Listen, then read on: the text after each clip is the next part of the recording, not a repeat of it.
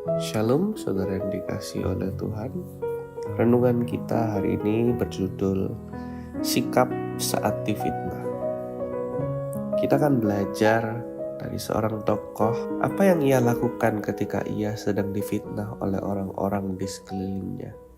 Dan bahkan tidak ada yang mendukung dia. Saya percaya setiap kita tidak ingin difitnah. Tapi saya rasa semakin kita berhasil dalam pekerjaan, dalam hal-hal apapun itu, pasti ada orang-orang yang juga tidak suka dengan kita dan akan berusaha menjatuhkan kita, entah itu dengan fitnah atau apapun caranya. Mari kita belajar bagaimana cara kita harus bersikap saat orang itu ingin menjatuhkan kita, terutama saat kita difitnah. Kita belajar dari tokoh yang bernama Tuhan Yesus. Kita baca ceritanya dalam Markus 14 ayatnya yang ke-53. Nanti saya akan loncat ke 55 sampai 59. Begini bunyinya. Kemudian Yesus dibawa menghadap imam besar.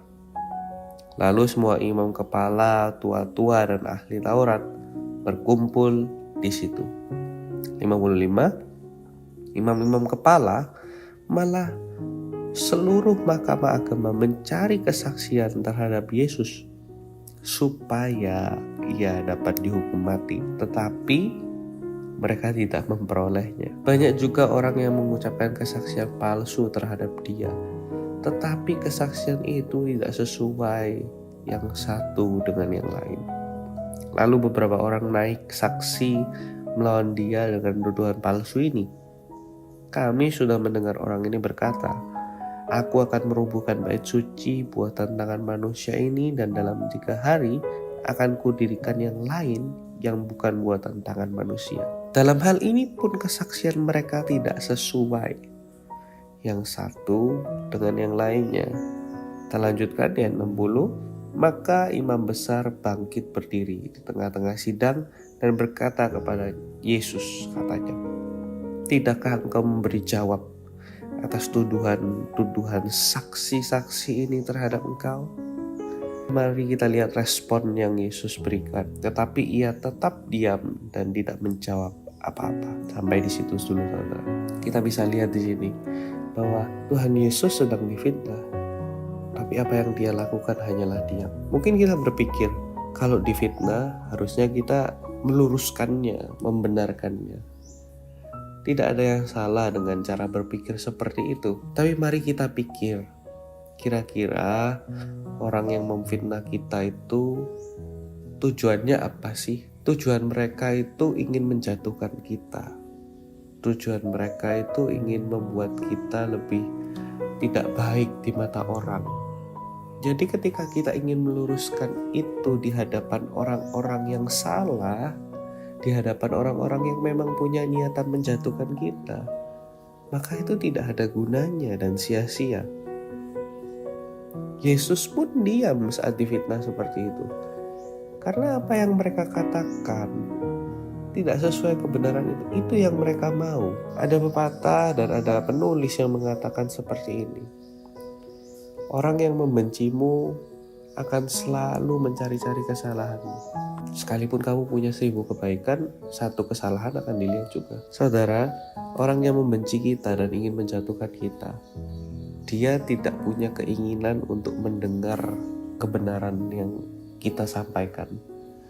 Orang yang membenci kita hanya kepingin kita untuk jatuh atas statement yang ia berikan, atas ucapan yang dia berikan. Jadi tidak ada gunanya saat kita difitnah, kita tuh membela diri di hadapan mereka. Karena hasilnya kan sama saja. Dan Yesus pun tahu tentang hal itu. Itu sebabnya dia diam. Mari kita lanjutkan di ayat 60 tadi. Tetapi ia tetap diam dan tidak menjawab apa-apa. Imam besar itu bertanya kepadanya sekali lagi, katanya, "Apakah engkau Mesias, anak dari yang terpuji?" Jawab Yesus, "Akulah dia.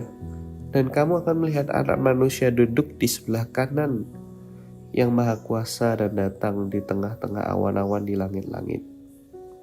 Dan kita bisa baca sendiri selanjutnya bahwa imam-imam besar itu tidak terima, meludahi dia dan memukul dia pada akhirnya. Saudara, Mari kita belajar dari cerita ini, dari tokoh ini, yaitu Tuhan Yesus.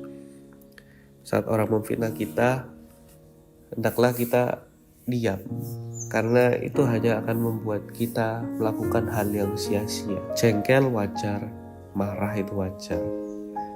Tapi marilah kita saat difitnah orang lain, kita tetap melakukan apa yang benar, bukan malah marah-marah kepada orang tersebut, membalas tindakannya, ataupun justru memfitnah dia balik. Maka itu tidak ada gunanya.